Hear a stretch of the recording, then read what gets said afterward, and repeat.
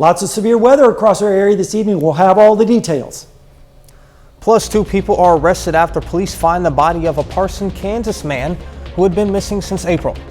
And how a domestic violence shelter in Southeast Kansas is raising money to expand its services. The 4 states' most watched news starts now.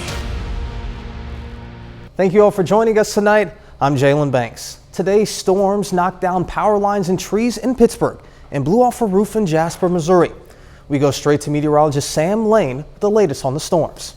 All right, thank you very much, Jalen. Yeah, Doug, Hetty, and I have been watching the storms all afternoon and evening long. And right now, the good news is the severe weather is now east of our area, moving through Springfield, and that area is off towards the east. We're just left with some scattered showers and rainstorms right now. Nothing severe. We're also watching some storms out towards the west, and of course, all of that is going to be moving into our area and affecting our area as we go through the forecast. But the good news is the severe weather threat is decreasing. And of course, I'll have more details on our forecast and what we can expect for tomorrow in just a little bit. Last night, 2 people were arrested in the missing Parsons and murder case of Dakota Patton. That's after deputies found the body of the Parsons man in a field yesterday morning. KOAM's Amber Jenkins spoke to the local sheriff's office about the investigation. After 13 days of searching, authorities found Dakota Patton's body in a field on Xavier and 20th Road in Neosho County. Authorities say that he died from an apparent gunshot wound. We worked with the KBI, Neosho County, Kansas Wildlife and Parks, and everybody took an interest in it. And I think that's the most important part, that we all work together to solve the crime. Taney County, Missouri authorities arrested Clinton Nembarger and Kimberly Thomas. They're charged with first-degree murder and conspiracy to commit murder. Nembarger was reportedly the last person to see Patton alive, arguing with him at a gas station, allegedly over a woman. Patton's family previously told me that the family became suspicious of Nembarger starting April 25th. He called me and see what he could do to help. I told him to come down here and help us search, and he wouldn't do it. He said, "Oh, I've had a few beers. I probably shouldn't be down there." An Oklahoma marriage license reveals that on the same day that Patton's vehicle was found abandoned in a field, Nembarger and Thomas got married in Iowa County. The sheriff says they then traveled to Missouri for the honeymoon. We are still doing follow-up leads and stuff on it, but next point will be is they'll get the extradition and they'll be extradited back to Neosho County. Reporting in Neosho County, Amber Jenkins, KOAM News. Patton's family is thankful for the support from the community. Their GoFundMe link is available on KOAMNewsNow.com. Missouri senior homeowners would be spared from the rate hikes on property taxes under a bill passed by state lawmakers. If signed by Governor Mike Parson, it would be up to counties to approve the property tax breaks. The freeze on property tax rates would only apply to primary residences and people 65 and older. The legislation would also end state taxes on Social Security benefits beginning in 2024. Currently, Missouri residents only pay taxes on Social Security if they make more than $85,000 a year or $100,000 a year if married. Hope Unlimited in Iola, Kansas is an emergency shelter for victims of domestic violence and sexual assault. Currently, Hope Unlimited has 10 beds, but they have had to turn people away because of their limited capacity, and would like to build a bigger and better house for the growing demand. KOAM's Carrie Worthen has more. It made me realize how many people walk around and need to know that, they have a card in their back pocket to know that, no matter how bad things get, that that there is that there's a number you can call 24/7. And people will come take you out of that situation and take you to a shelter. And it made me realize that's really important thing for our community. It's important for a lot of folks. Nicholas Lohman and his wife Debbie are co-chairs of the Committee for Hope Unlimited that is helping to raise money for the new emergency shelter that is in the plans to be built. Hope Unlimited started in 1985 with volunteers from the community, letting men and women shelter at their houses until the organization was gifted a house. And the goal of the shelter is to prevent many things, but one of them is homelessness, right? And so for some people, the choice is either I go into a shelter or I'm homeless. And so it's to, they can get a new job, get on their feet, and then leave the shelter and get off to a good footing, which is, I think, what everyone wants. A few of the necessities the new emergency shelter will have is better physical security system, commercial kitchen, more space, and even daycare. I'm a big guy, right? Like I'm 5'17", and I don't really walk around ever not feeling safe, right? Like it's never a thought in my mind. And before I really started to work with Hope Unlimited, I was kind of vaguely aware that this is something they did, and I never really thought about it as I learned more. Donita Gardner has worked with Hope Unlimited for 25 years and has seen the growth of the organization, but also the need. I think it can make a bigger impact than not just providing a roof over their head, but help heal that, all of the things that they've had going on. I think that makes that connection there. In Iola, Carrie Worthen, KOAM News. The new house is estimated to have 32 beds for women, men, and their children. Carthage Intermediate Center today hosted its Great Americans Day event in Central Park. The event featured volunteers who dressed up as historical figures to teach local students about the importance and the values they embodied. Each character not only talks about their life and historical facts, but also has a trait they teach the kids, such as forgiveness, perseverance, honesty, and trustworthiness.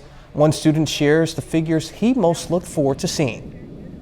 Mostly because Abraham Lincoln was the guy that helped slaves, like get out and stuff. And Squanto was one of the people that started Thanksgiving, from what I know. About 400 fifth graders from 3 area schools attended the event. The Veterans Memorial at Carterville, Missouri Cemetery is now complete. Officials today placed the final memorial stone on its pedestal. This one honoring Vietnam War veterans. The first stone placed on the memorial honored Civil War veterans. It was placed in 2018.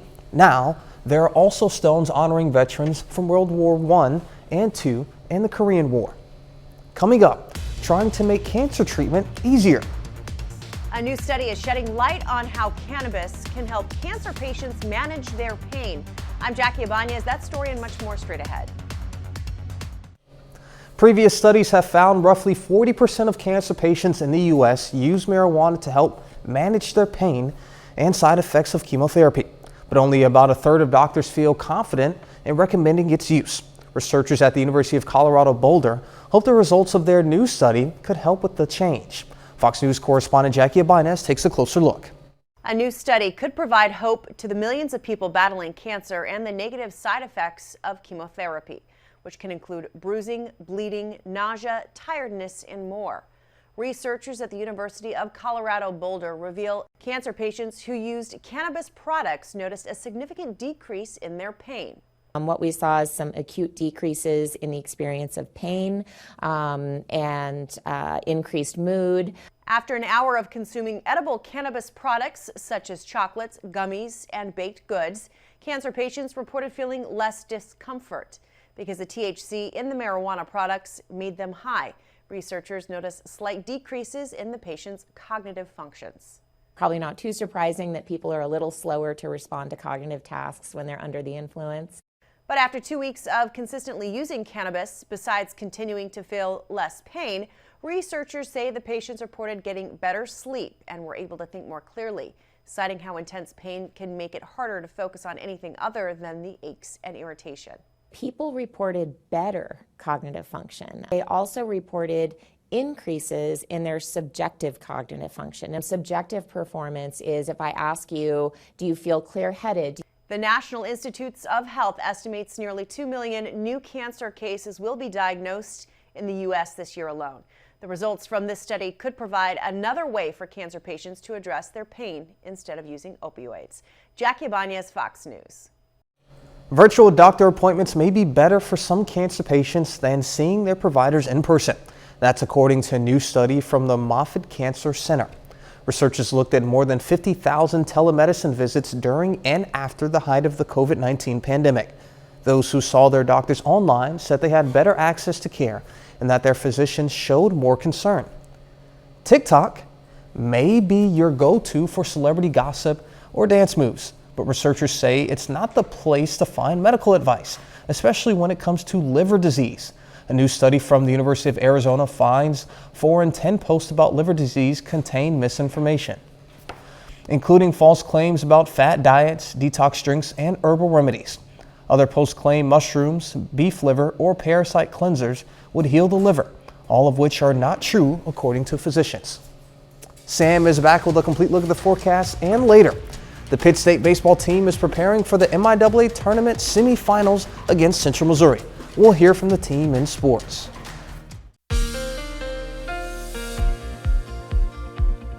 Well, we've had a pretty interesting day across the 4 states. We started out with mostly cloudy skies, and the sun came out. We got up close to record temperatures for highs, and then the storm started to roll in. Let's take a look outside at Seneca, Missouri this morning at Indigo Sky Casino and Resort. You can see what I'm talking about. Started out with some morning clouds, but then the afternoon came, bright sunny skies, and then the cumulus clouds really started developing, and then of course the squall line roll in from the north and west across our area, producing quite a bit of wind damage in many locations. Allergies have been bad. Not as bad as they've been, but still pretty high. 8.2 today, 8.6 tomorrow, most of that mulberry, oak, and grasses. Here's the high, 88 degrees, and believe it or not, we were only 1 degree away from the record set back in that blistering summer of 2011. Hopefully that's not a harbinger of things to come. We're about 4 inches behind on the rainfall, but we made up for that with those storms this evening. In fact, those storms are now starting to push off towards the east. You can see a little bit of a curl here. That's a mesoscale vortex that's been causing all this activity. It's now moving away from us. Now we're just left with some scattered showers behind it, but we definitely need the rainfall. And there's even more storms back towards the west in western Kansas, extending all the way up towards Hays, where there's still some severe thunderstorm warnings ongoing there. Not expecting any severe weather tonight, but some of those storms could sneak in to our area later on tonight, producing some more rainfall. Speaking of rainfall, look at how much has fallen over the last 24 hours. In the green, 1 inch amounts, yellow 2 inches, orange 3 inches, and look at this, up in northern Vernon County, over 4 inches of rainfall. Most of this fell yesterday, but a large part of it fell as well this afternoon. You can also see quite a few hail reports with those storms, and there's the wind damage report there in Jasper County earlier this evening. Also some power poles blown down in the Pittsburgh area. Here's the complex of storms that roll across our area this afternoon and evening. More storms off towards the west, and we're also watching some storms down in Texas. Also, we're looking at this big piece of energy out to the west. That's going to migrate towards the east, and as it does, we're going to get a little bit of break in the weather tomorrow, but then more severe weather might be possible on Thursday. Temperatures right now are in the 60s and 70s behind the rain-cooled air. Right now, it feels like 65 out there because the temperature is 65. Dew point is 61. The humidity is high at 87%. And in Pittsburgh, it's 64 degrees with a dew point of 63. So we have almost complete saturation at 97% on the humidity. Severe weather tomorrow is not going to be a threat in our area. Instead, it's going to be out towards the west in eastern Colorado and western Kansas and Oklahoma. But then as we go into Thursday, that's when the rain chances increase once again, and also a threat of severe weather, yet again, mainly for the western portions of our area, and then that will roll south and east across the entire area. Rain chances are going to be highest tonight, then dropping off tomorrow, but then as we go through tomorrow night into Thursday, that's when the rain chances start to pick up once again. Rainfall amounts, how much? Well, on top of what we've already received, we're expecting about maybe another inch or so in some isolated spots with those storms as we go through the forecast. And here's a look at tonight. Lows in the 60s with light and variable winds. Then tomorrow, partly cloudy skies with highs in the 80s across the area. Maybe an isolated storm or two, especially down to the south. Then as we go through Wednesday night into Thursday, here comes some more rain coming back into the area with lows in the 60s. And then as we head into Thursday afternoon, again, those storms possibly refiring out towards our west with highs in the upper 70s to low 80s. And then as we go into Friday morning, mostly fair skies with lows in the 60s on south winds. How about the next 7 days? Well, we have chance of rain tomorrow. Again, the best chance down to the south. More storms on Thursday, and then maybe a break on Friday, and then more storms on Saturday, and then we finally start to dry out a little bit with temperatures in the 70s with yet another round of storms possible next Wednesday. So at least we're now starting to get some rain in here, which is going to help the drought situation quite a bit, and also we're going to be seeing temperatures closer to normal. Absolutely, and then thankfully you and Doug were on it with the severe weather coverage earlier today. Yeah, and there was all kinds of ways to get information, like the YouTube channel, our app, and so it was very helpful. All right, sounds good. Thank you, Sam. Coming up, working towards an increase A White House showdown between the president and congressional leaders as they battle it out over the debt ceiling. I'm Mike Emanuel in Washington. The details coming up. With the economy hanging in the balance, the top 4 congressional leaders sat down with President Biden at the White House to talk about extending the nation's power to borrow. It's called the debt ceiling, and the country is dangerously close to hitting it, which could have catastrophic consequences. Fox News Chief Washington correspondent Mike Emanuel has more from Washington. The clock is ticking down to a default deadline. Trying to defuse the crisis, the top 4 congressional leaders meeting with President Biden at the White House Tuesday, working to avoid an unprecedented government default. Let me let you know what we're doing. We're not going to take any questions now. We're going to get started. We're going to solve all the world's problems. Democrats and Republicans are not seeing eye to eye. House Speaker Kevin McCarthy and Senate Minority Leader Mitch McConnell say Republicans are willing to raise the debt ceiling, but only if federal spending cuts are made. So there's no reason why our country should be drifting toward crisis. On the other side of the aisle, House Minority Leader Hakeem Jeffries and Senate Majority Leader Chuck Schumer, along with the president, believe the 2 actions should be handled separately. Republicans are holding the entire economy hostage. What the president is doing is the opposite of that. He wants to make sure that we take that off the table and have a separate conversation. But time is of the essence. The nation could max out its credit line on June 1st, leading to economic catastrophe. The nation has a chance to have a debate about what it can afford and what it can't. This is already becoming a campaign issue. President Biden will be in Westchester County, New York, Wednesday, hammering Republicans over spending cuts, saying they'd hurt teachers, the elderly, and veterans. In Washington, Mike Emanuel, Fox News. The prices of online goods are dropping. New data from Adobe Analytics found prices for e-commerce fell nearly 2% in April compared to last year. April also marked the 8th straight month of decreasing prices. According to Adobe, the biggest drop was in the appliance category.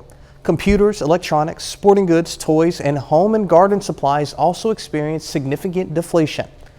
Twitter CEO Elon Musk is warning that users could see their number of followers drop soon. That's because the social media platform is purging and archiving accounts that have been inactive for several years. Musk says the move will free up abandoned Twitter handles. Up next, the James Webb Space Telescope makes another amazing discovery, this time outside of our own solar system. Astronomers using the James Webb Telescope have spotted a new cosmic surprise outside of our solar system. The Webb Telescope recently gave them an up-and-close look at the first asteroid belt ever seen outside of our solar system. They focused on Fomalhaut, a young bright star located 25 light years from Earth, and the warm dust that encircles it. This detailed image showed 3 massive rings of dust around the star, extending out 14 billion miles, or 150 times this distance from Earth from the Sun. The rings were likely created from the debris left behind as larger bodies such as asteroids and comets collided. 30 more minutes of news, weather, and sports coming your way. We'll hear from a Joplin hotel on what a new tourism survey means for their business. Plus, the YMCA in Carthage unveils a new community garden. The city of Joplin wants to increase its visitor numbers by taking a look at a tourism study conducted in town. KOAM John Haldala talked with the Joplin Convention and Visitors Bureau as well as a local hotel about possible improvements to enhance tourism.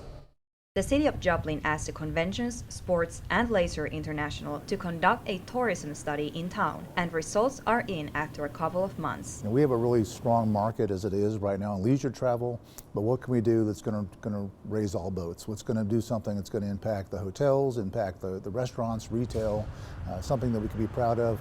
And also long term, we got to find something that A, we can afford to build, we can also pay for it, but also sustain it. On Monday, the council was presented with ideas such as a $7 million amphitheater or up to $42 million convention or sports center. Tuttle says Rangeline could be a cheaper place to build because of close-by hotels and restaurants, but it should not make the area congested. If you add another event space in there, it's going to bring 6,000, 7,000, 8,000 people there.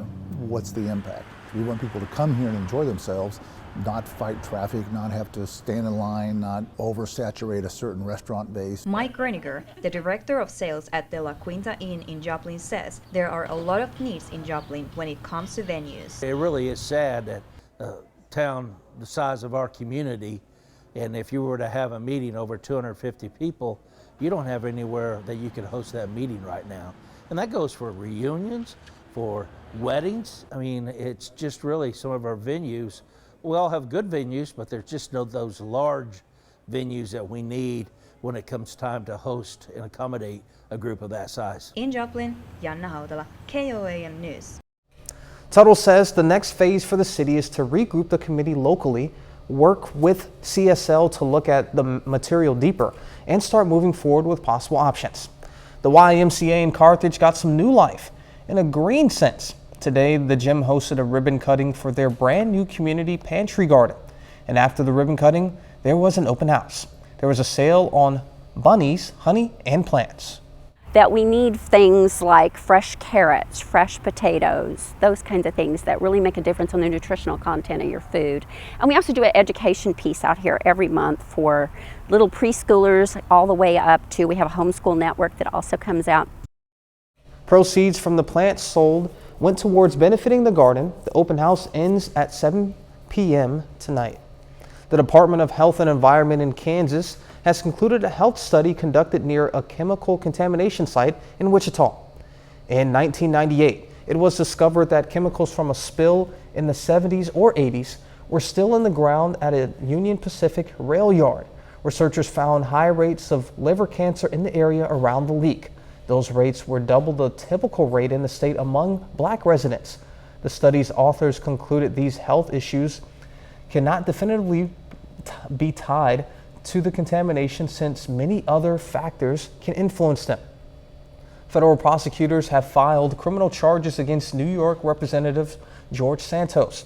The freshman congressman made headlines last year when it came to light he lied about his education and work history. Then, new allegations surfaced about him breaking campaign finance laws and masterminding a credit card scheme. Santos has denied the serious accusations, but admitted to lying on his resume. The verdict is in the civil rape trial against former President Trump.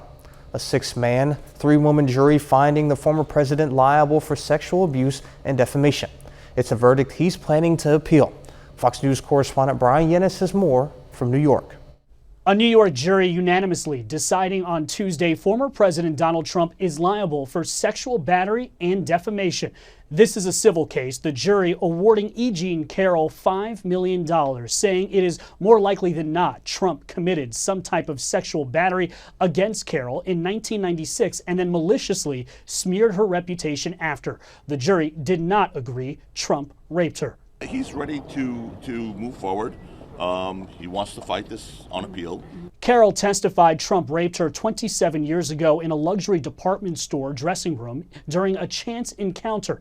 Trump suggested he would testify in his defense, but he never followed through. During closing arguments, Carroll's attorney Roberta Kaplan told the jury that sexually assaulting women is Trump's MO. She also pointed out the infamous 2005 Access Hollywood tape in which Trump said he could grab a woman in inappropriate places. Two of Carroll's friends corroborated that she told them about the episode right after it happened. Trump's attorney Joe Tacopina called Carroll's accusation an unbelievable work of fiction. He emphasized Carroll never filed a police report and doesn't know the exact date of the allegations. He accused Carroll of colluding with her two friends to invent an accusation out of political spite. In a videotaped deposition played before the jury, Trump denied the allegations, calling them disgusting and ridiculous. He denied knowing who Carroll is, but said she's mentally sick. Following the verdict, Trump calling the outcome a disgrace and part of the witch hunt against him. In New York, Brian Yennis, Fox News. Demonstrations erupted in New York again last night over the death of Jordan Neely, who was homeless with a history of mental illness. The 30-year-old died after being put in a chokehold by a Marine veteran. Neely's death was ruled a homicide. It was caught all on camera, and now a grand jury is considering charges. Russian President Vladimir Putin told his country that it is in a battle with the West during the country's Victory Day parade in Moscow's Red Square. The anniversary commemorates the defeat of Nazi Germany in 1945. A bit later, we'll have the latest on how Hollywood is dealing with the ongoing writer's strike and how it's impacting shows and movies.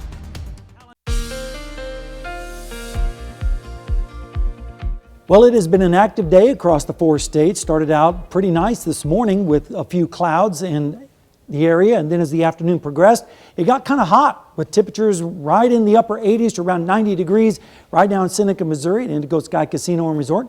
Looking pretty calm right now, but that was not the case earlier this evening. We've been dealing with some allergies too. 8.2 today, tomorrow 8.6, which is in the moderate category. Most of that mulberry, oak, and grasses. Hopefully the rain's going to help wash some of that out. We made it up to 88 today after starting out at 89 degrees, record high back in 2011, so we were only 1 degree away from that, and that was a blistering summer, by the way. And we're about 4.5 inches behind on the rainfall so far, but this evening's rain is going to help us catch up on that. Radar right now is showing most of the activity well east of Springfield now. You can kind of see the curl here on the radar. Then it forms this arc that goes all the way down into northwest Arkansas, into northeastern Oklahoma. Then it arcs back towards the north and west, up across western Kansas, where some severe weather is still ongoing in that area. Zooming into our local area, you can see some heavier storms in southern Benton County, moving into Siloam Springs right now, and also in southern Delaware County. Flash flood warning is in effect for an area just west of Springfield, and that's because of all the heavy rainfall. In fact, here's the rainfall over that's caused that flash flood warning, but look up to the north in Vernon County, north of Nevada, over 4 inches of rain has fallen over the last 24 hours. Most of this was yesterday, but they added to it this evening, and then we had a stripe of some heavier rain from just east of Chanute, just to the west of Pittsburgh earlier this evening. Everywhere in the green, an inch or more, so everyone got a pretty good soaking for the most part. And we're looking at the storm system right now starting to move off towards the east, and then we're going to have to wait for another storm system to get a little bit closer to us on Thursday, and you can see it organizing over Southern California. That will move it towards our area, and that's when the rain chances are going to start to increase once again. Temperatures right now are in the 60s, a few lower 70s as well down to the south, and we're looking at Joplin, mostly fair this evening, 65 degrees, northeast wind at 12, gusting at times to 26, and humidity of 87%. How about Pittsburgh? Well, they're 64 degrees, and the dew point is 64, so that gives us 100% on the humidity. You can see the camera moving around a little bit there with the north wind at 8 miles per hour. Tomorrow, the severe weather is going to be out to the west in places that normally doesn't have it. That's like eastern Colorado around Denver, extending on up towards eastern Wyoming, probably some big hailstorms there. But then the severe weather threat is going to shift a little bit further to the east on Thursday, and that does include the western portion of our viewing area. Wouldn't be surprised to see this sneak over a little bit further to the east with those thunderstorms. Rain chances are going to be decreasing tonight, but then they're going to be upticking once again as we go through tomorrow evening into Thursday morning with a pretty good chance of rain across the area. And rainfall amounts are going to be generous once again in a few isolated spots, maybe an inch or so, especially for those poor folks in southeastern Kansas where it has been absolutely dry as a bone. So we're looking at mostly fair skies tonight with temperatures in the 60s with light and variable winds. Then tomorrow, partly cloudy skies with highs in the low 80s. Maybe an isolated storm or two, especially down to the south in northwest Arkansas. Then as we go through the evening into the morning hours on Thursday, rain starts to move back into our area with lows in the 60s. And then as we go into Thursday afternoon, again, isolated storms possible, mainly out towards the west with highs in the upper 70s to near 80. And then as we go into Friday morning, lows in the 60s with strong south winds across the area. How about the next 7 days? Well, here you go. 30% chance of storms tomorrow. Continue that into Thursday, and then again on Saturday. And then we go into a little bit of a drier period, but cooler, or at least closer to normal with the highs in the 70s before the next chance of rain on Wednesday. So a pretty active evening this evening, but now things are calming down. Now we just have to enjoy the nice rainfall. Yeah, and then, continue to punch away at that drought, and hopefully we can make a pretty big dent over the next couple of days. I hope so, certainly before summer gets here. All right, sounds good. Thank you, Sam. Coming up in sports, national recognition for a Pitt State track and field athlete. Plus, Pittsburgh aims to stay in the hunt for the SEK League title against Labette County. Jacob Leonard has that and more next.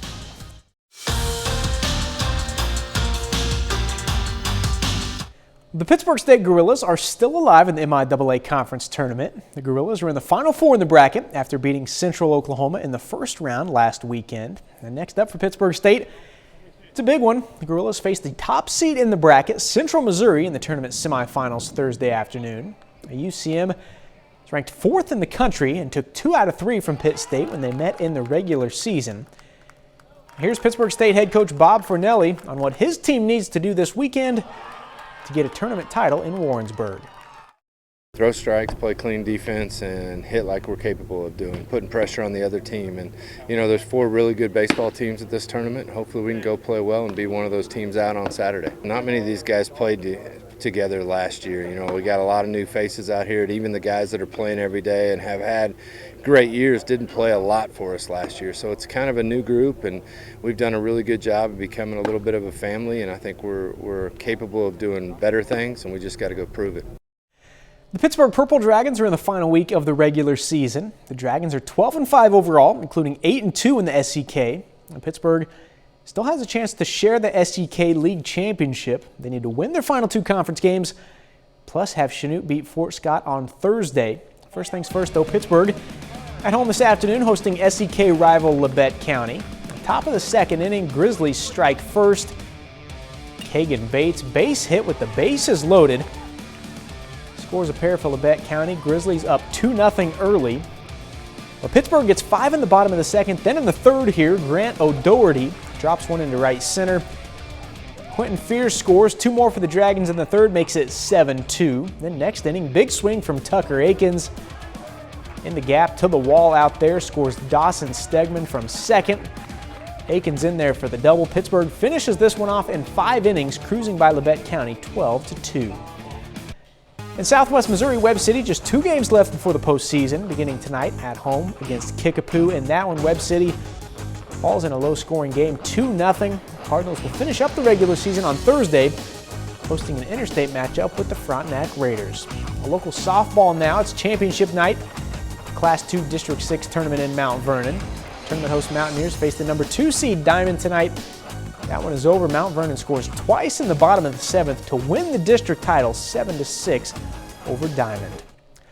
Well, Pittsburgh State's Cordell Tinch has been named the Division II National Track and Field Athlete of the Week. Tinch won 3 individual MIAA championships over the weekend, but it's what he did in the 110 hurdles and the long jump that earned him national recognition. On Saturday, Tinch won the long jump with a wind-aided mark of 27 feet and a half inch. That is the 2nd best all conditions mark in Division II history. Then in the 110-meter hurdles on Sunday, posted a time of 12.97 seconds. That is also the 2nd best all conditions mark in Division II history.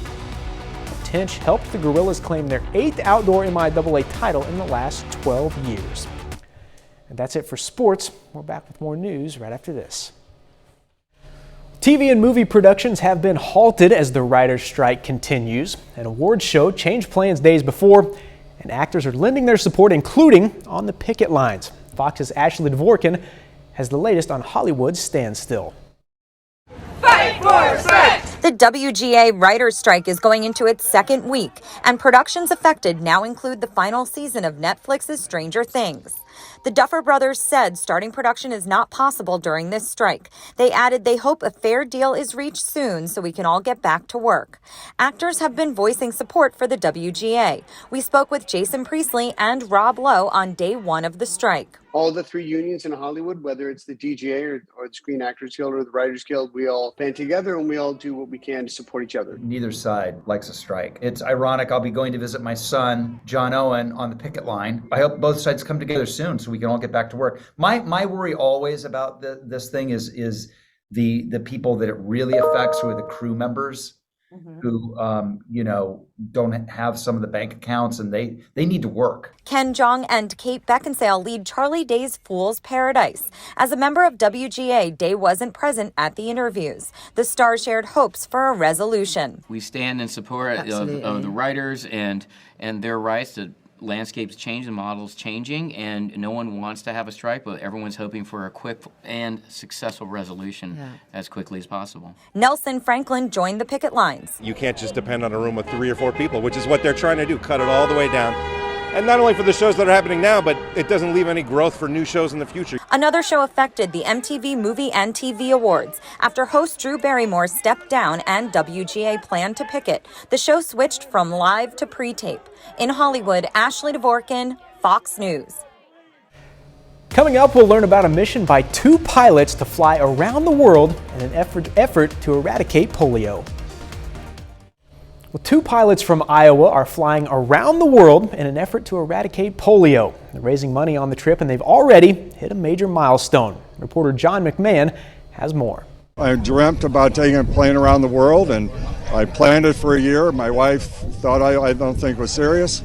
And she said, when I gave her the plan, she says, "You're serious?" And I said, "Yes." And he says, "Well, you're not going to fly it all by yourself. You better find somebody as crazy as you to do it." So I found John. Peter Tien and John Ockenfels are members of local Rotary clubs flying around the world to end polio. Landing in 21 countries, the pair hopes the trip raises awareness and funds, with 100% of the money going to eradicating polio. John and I are personally paying for the expenses of the flight. And we're just so excited that the kids are going to be saved by the people here. So far, the pair has raised $1 million and hopes to keep the momentum going. Both experienced pilots, the 2 are prepared for the long journey ahead. We're used to flying long, not 14 to 16 hours, so that will be a little bit of creativity. We even have a bedpan in the back, in the worst case scenario. Although they'll be alone in the cockpit, the 2 hope interest in the flight continues. We can't do it by ourselves. We need everyone to go and donate the flight to him. John and Peter plan to fly around the world in a light aircraft. They say only 700 pilots have ever done this before. They'll log more than 20,000 miles and 165 hours of flight time. Now that is our time for tonight. Thanks for joining us. We're going to leave you tonight with a video of an African penguin chick at a zoo in New Orleans. Be safe. We'll do this all again tomorrow night.